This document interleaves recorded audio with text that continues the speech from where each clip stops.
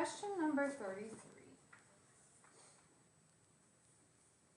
We know that function f is x squared minus 3x minus 4, and function g is 1 over x.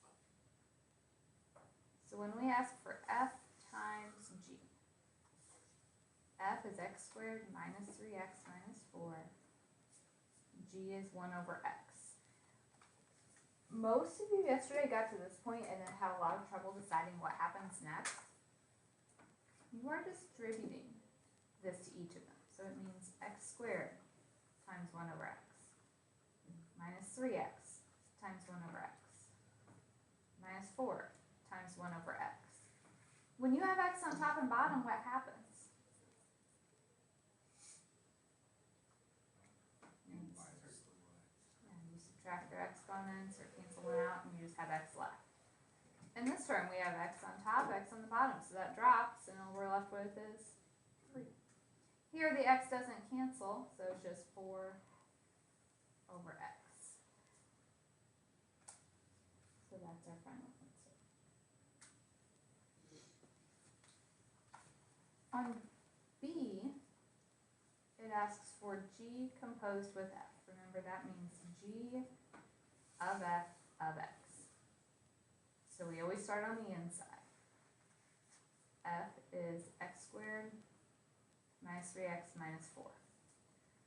That means we go to function g and we replace the x with the x squared minus 3x minus 4. So it's just 1 over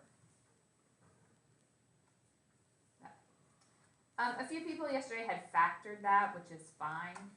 It's not necessary, but if you had 1 over x minus 4x plus 1, that's also correct. You should give us extra credit if we do that. Extra bonus. Yeah, let's do that.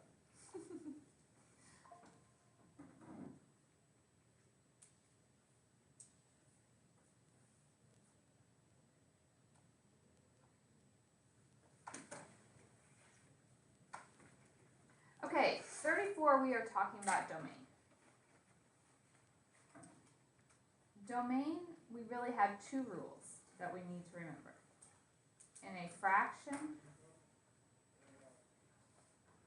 the denominator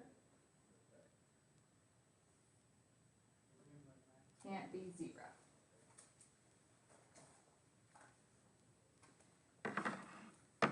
If you have a square root, so we said even root because it applies for a square root, 4th root, 6th root, and so on. The radicand, so the thing under the radical, has to be greater than or equal to 0. If we don't have either of those, the domain is everything. Okay. So if we remember those rules, we can get it from there. Some of them you could even, I know some people were drawing graphs and looking at transformations. That's also an option. 2 over x minus 3. We haven't really talked about what that graph would look like. But we know it's a fraction. In a fraction, what's our rule?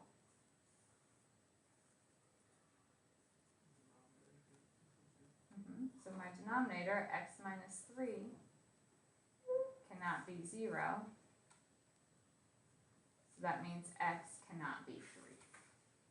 Now, I want you to write your final answer in interval notation all the time. So, cannot be 3 is like saying on the number line, it could be anything smaller or anything bigger.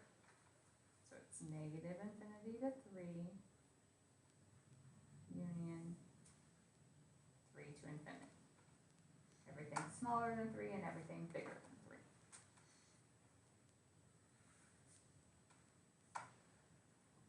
B, x squared minus 4. So, does that have a fraction? No. Does it have a square root?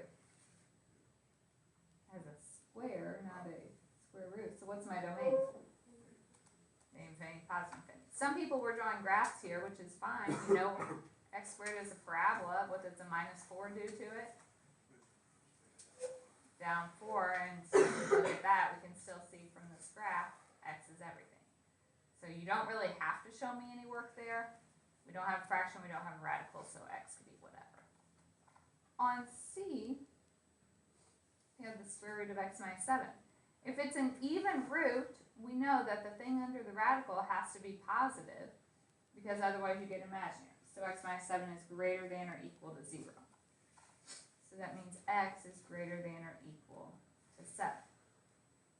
If you think about a number line, that's 7 and everything above that.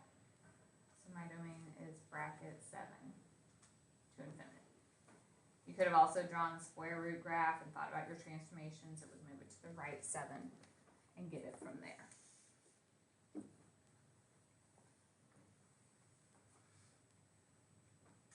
Any questions on that?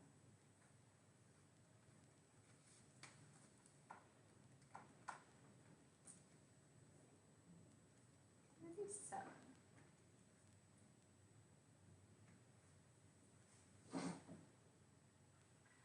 Okay, I'm trying to solve for x. I see it's a quadratic. I have more than one x, so we just have to multiply this all out and get it equal to 0. So subtract over our 2x, add over the 2. What would you probably try from here?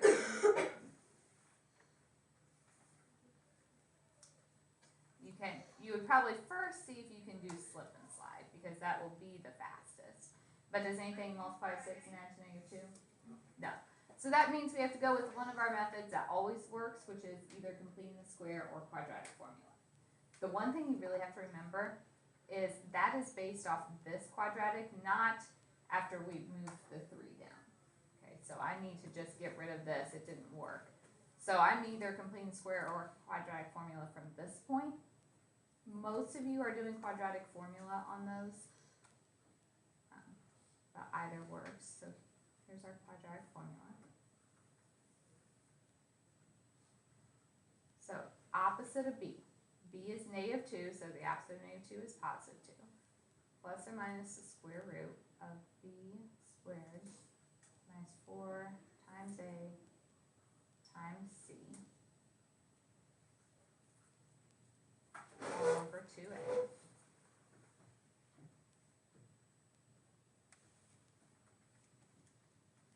So we get 4 minus 24, so that's a -20. Now what do I need to do?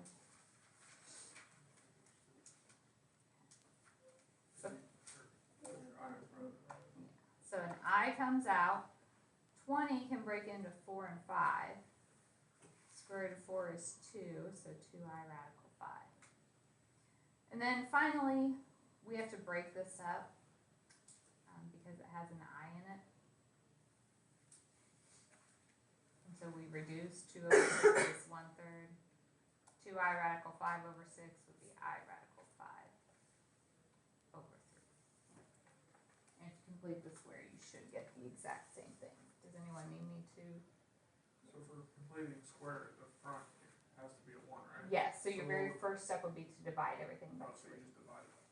And you'll just keep the fractions. If you like break it apart, like forget to simplify, will that be wrong? Be like a half point off. Other questions?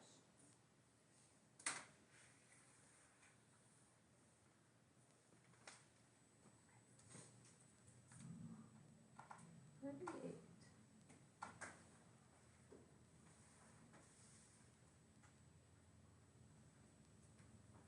So you have two options for solving this. You could choose to square all of this, but if I want to square that parenthesis, what do we have to do? FOIL. You have to write twice in FOIL. The easier option, we're trying to solve for x, and this is the only place I have an x, so how could I get that by itself?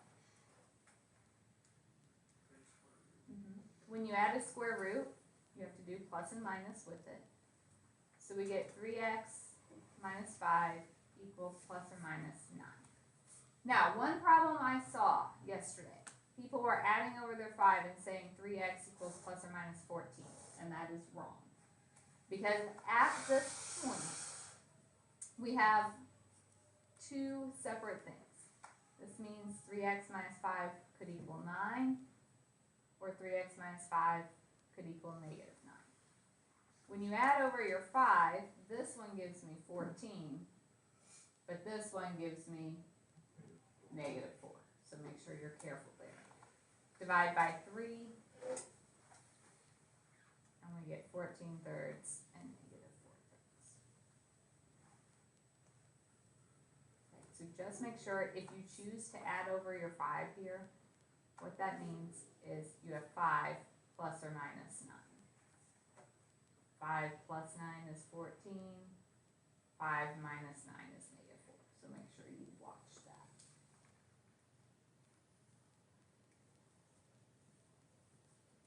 Are you guys fixing these if you made mistakes?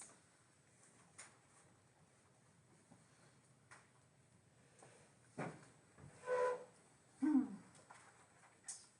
39.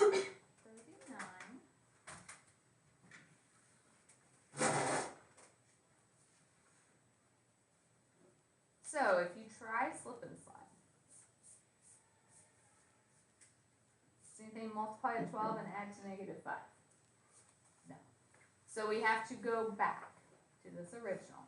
Two options. We can either complete the square or quadratic formula. What do you guys want to do? Complete the square. Okay. If you do quadratic formula, you just do it from here. A is 2, B is negative 5, and C is 6. If you want to complete the square, it has to be a 1, so we have to divide everything by 2 first.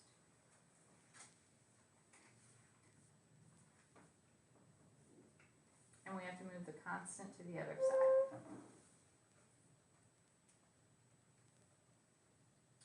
Then it's middle number divided by 2 squared. So I have to do negative 5 halves, divide that by 2, and square. So negative 5 halves divided by 2 is negative 5 fourths. When you square that, negative 5 squared is positive 25. 4 squared is 16. And you add that to both sides.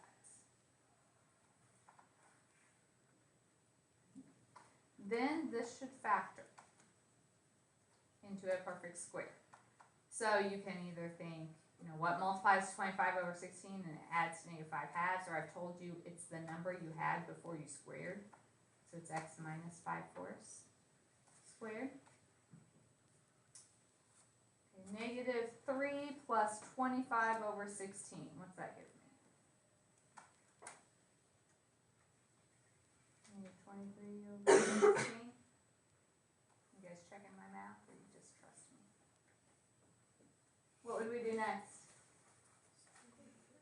And with that, plus and minus. So x minus 5 fourths equals plus or minus. I can't do the square root of negative 23, but I could take out an I. And square root of 16 is 4. So final step, add your 5 fourths over, so you get 5 fourths plus or minus I radical 23 over 4. And quadratic formula should give you the same answer.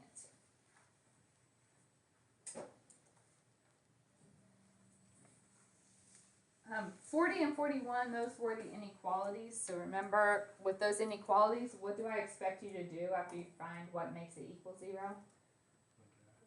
Draw a graph. And so then you're looking at that graph to decide the greater than or less than. Are we okay with those?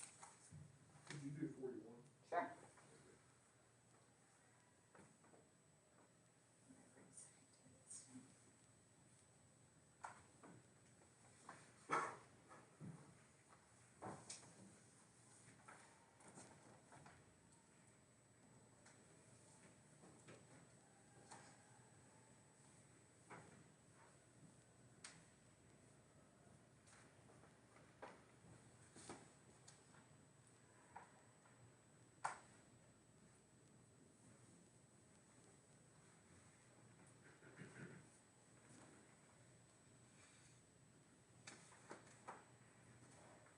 All right.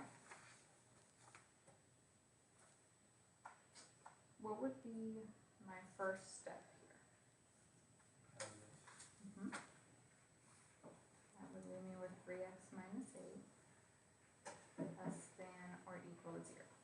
And then what I always told you is kind of pretend like it's equal to 0 for a moment. So if this is equal to 0, that means x is 0 or 3x minus 8 equals 0. So x is 8/3. So on a graph, that means we hit the x-axis at 0 and 8/3. Did this quadratic open up or down?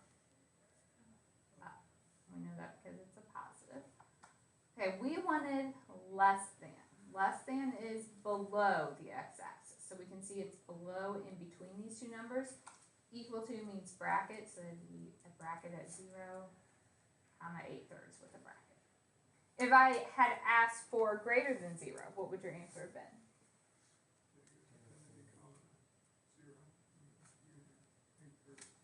Yes.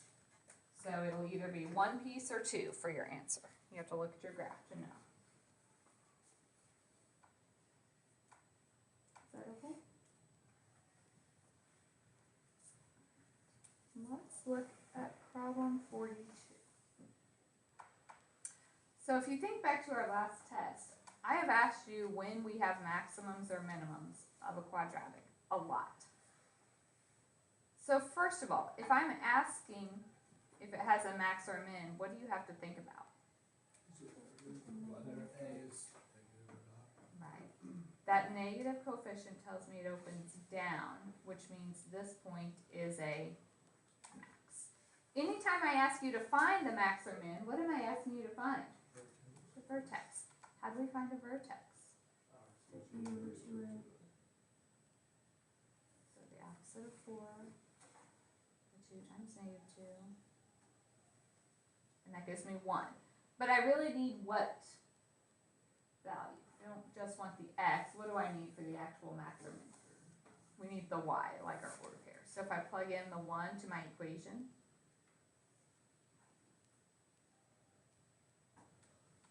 you get -2 plus 4 minus 1, which is 1. So we have a maximum value of 1. That is the actual highest point we hit. Okay. Any other questions on this study guide? Whether it's today's section or any other. Is there anything else you want me to look at? Then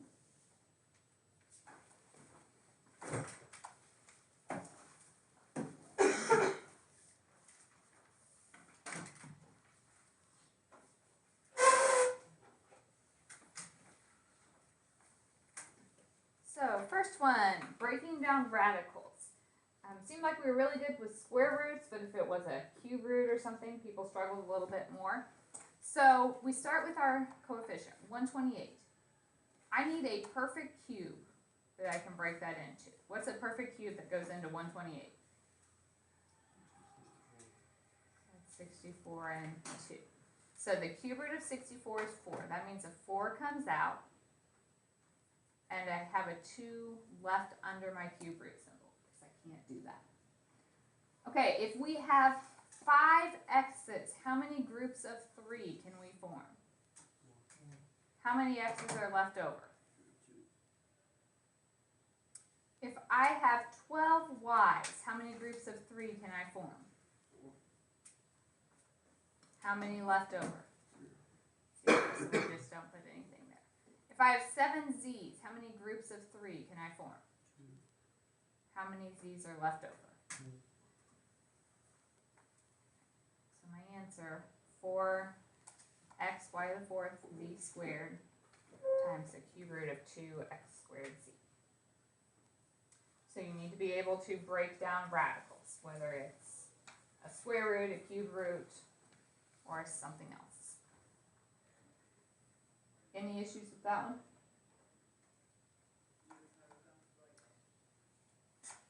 That first day, we had a factoring problem that we had a lot of trouble with. So here's a similar one.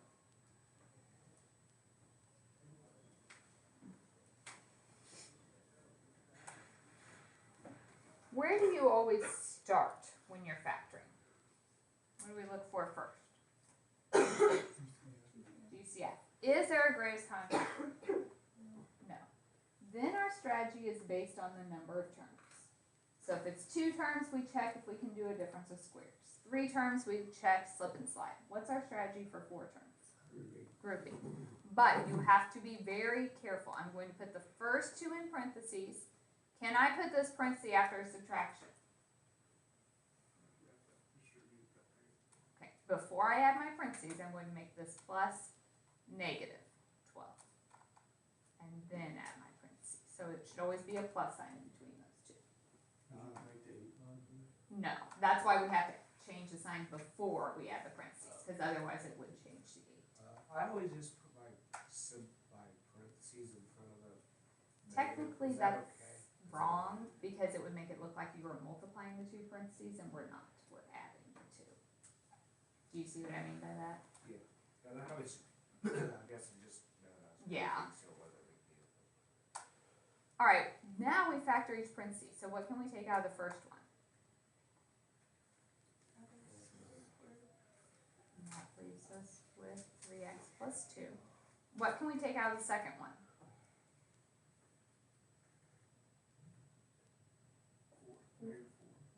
4, and that would leave us with 3x plus 2.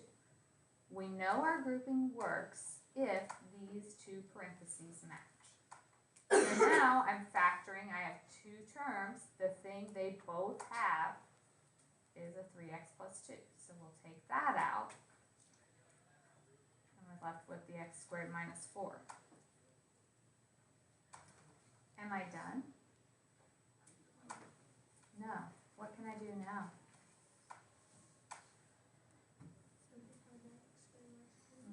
X squared minus 4 is the difference of squares, so that would factor into x plus 2, x minus 2.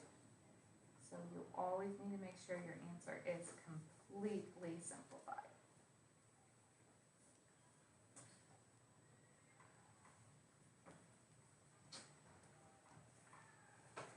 Why don't you guys take a second and try problem 3?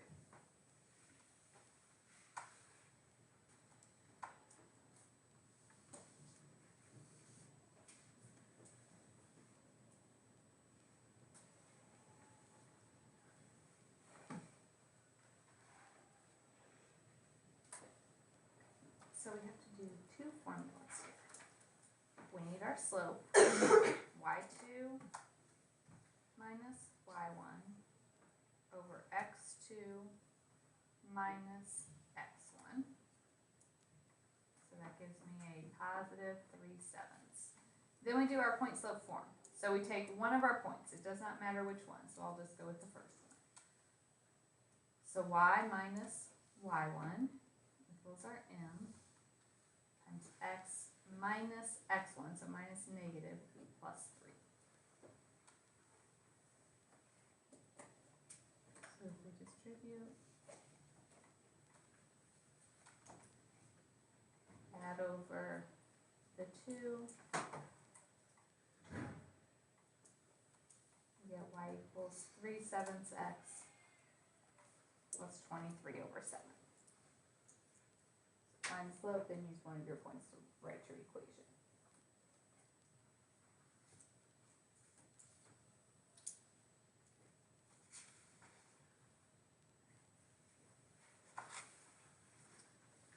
Question number 4.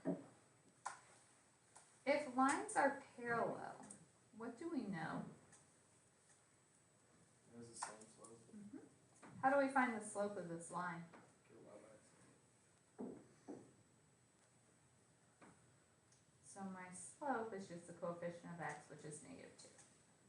Then we can do the y minus y1 equals m times x minus x1.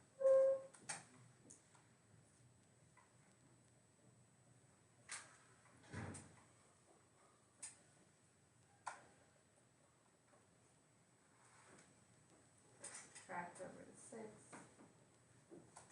And get negative 2x minus 2.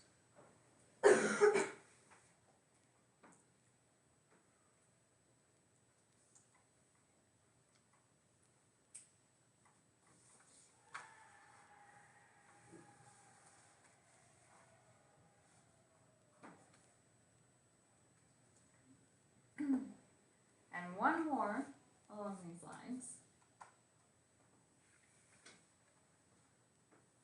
Through the point 4,1, perpendicular to the 2x plus y equals 8. So we know the slope of this line is -2. So what slope am I going to be using for my perpendicular line?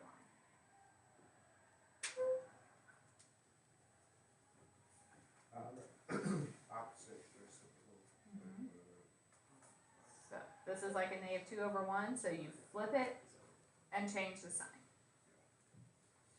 Then we do our y minus y1 equals m times x minus x1.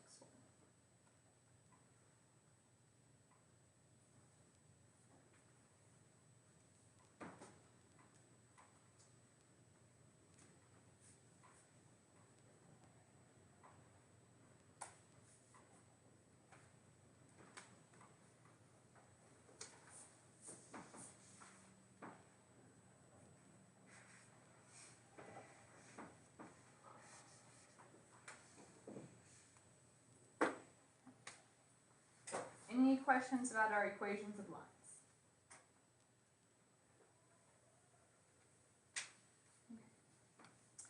6 and 7.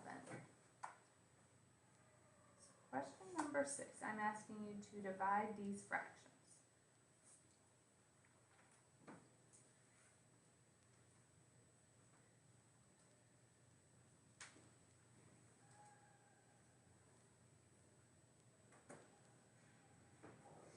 How do you divide fractions?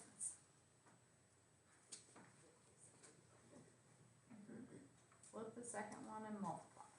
So multiplying and dividing is very similar.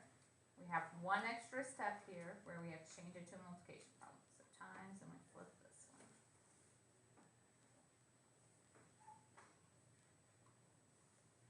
Now, when we multiply fractions, you just multiply the tops, multiply the bottoms. But I want my answer to be as simplified as possible. So what should we do? So what's the top factor into?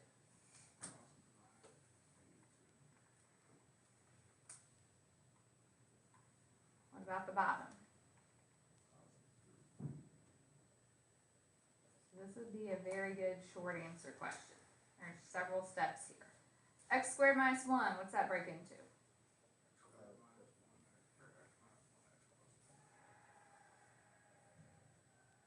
And x squared plus 8x minus 9.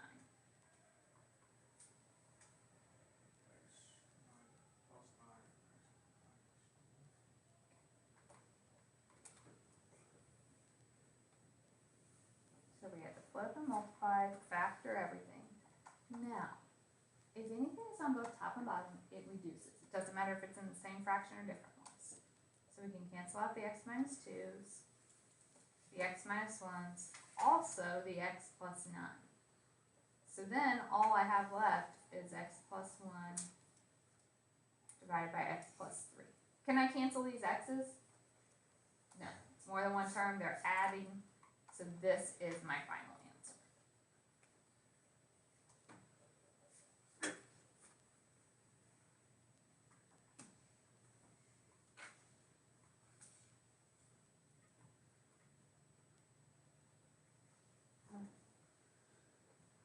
Is that okay? Problem number 7. So, multiplying and dividing fractions is similar, so is adding and subtracting. If I want to add or subtract fractions, what do we have to do? Common denominator. The first one has x minus 3. What does it need? So I'm going to multiply by x plus 5 on top and bottom. This one has x plus 5. What does it need?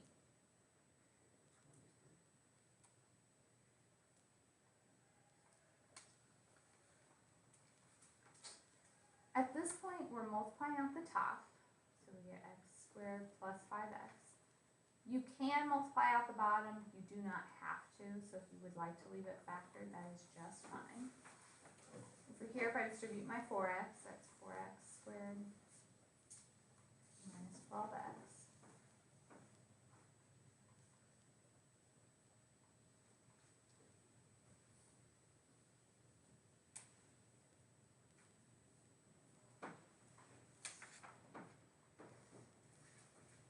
Once our denominators are the same, we can put them together.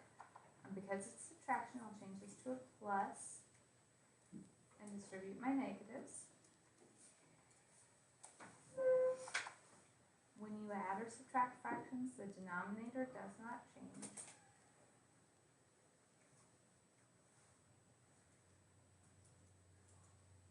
So positive x squared minus 4x squared is negative 3x squared. Positive 5x plus 12x is 17x.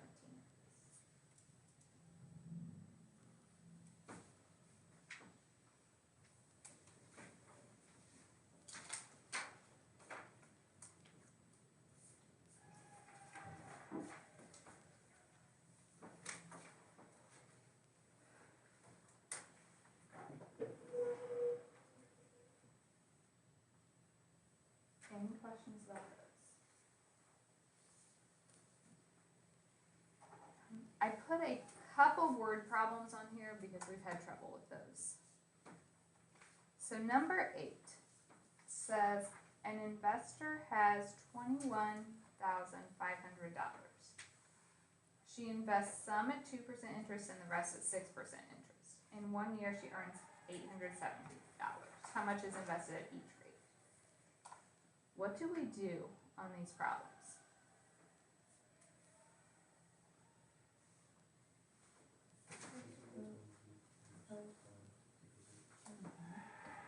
So we made a table because we have several different investments going on. And we put our formula across the top, which is principal times rate times time equals interest.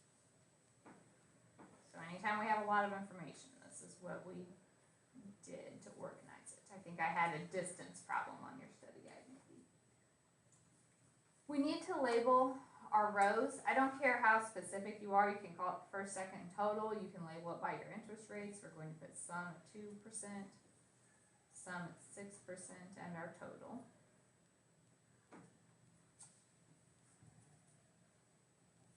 Then we go through the problem. The investor has $21,500. Where does that number go? Total principal. She invests some at 2% interest. Do we know how much? So we call that X. The rest, how would I find out what the rest of it is? The amount we had, so the 21,500 minus how much we've already spent, minus X. 2% is what interest rate? 6%? In 1 year, so the time is 1, she earns $870. Where does that number go?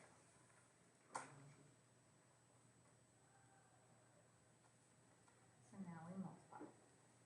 X times 0.02 times 1 is 0.02x. 21,500 minus X times 0.06 times 1, so I get 0.06 times that whole thing. And how do we write an equation from there?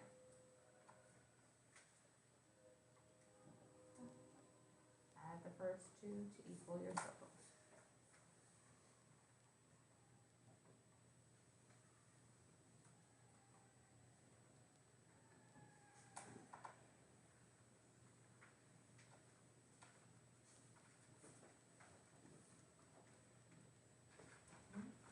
So we distribute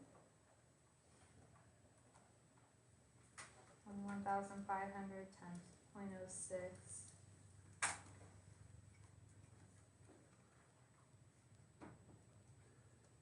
1,290 0.06x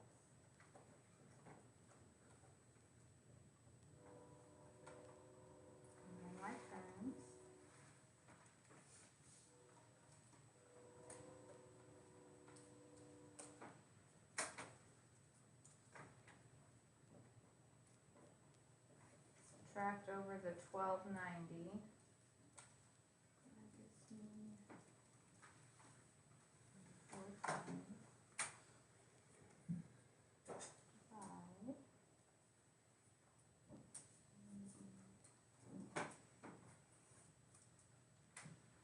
10,500.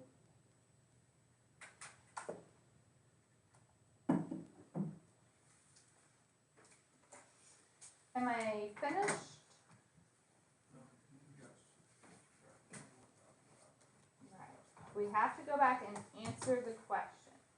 So the question that I asked was how much was invested at each rate. So it's not 10,500 in both of them. They are different amounts. We have to write a sentence. So there must be 10,500 at 2%. And to get my 6%, it's 21,500 minus that.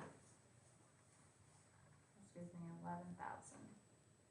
That's 6%.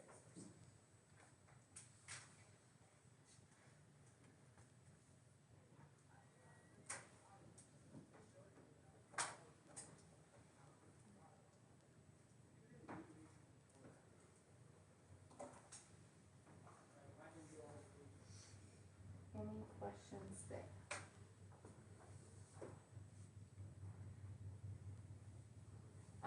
Number 9 is just like this one. I probably don't have time to get all the way through it. Is there anything else that you guys have questions about before our final? So, bring your study guide Thursday. Bring something else to work on in case you get done early. I'm not going to start sending you all over the place if you get done. So I expect you to stay in here, so add whatever you need.